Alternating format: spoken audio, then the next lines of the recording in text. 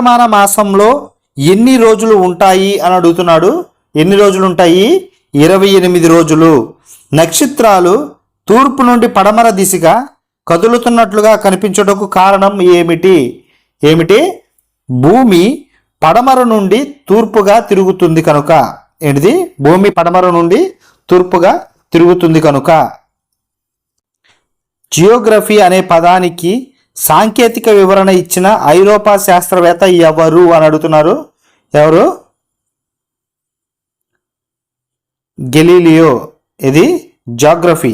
9వ bit చూద్దాం.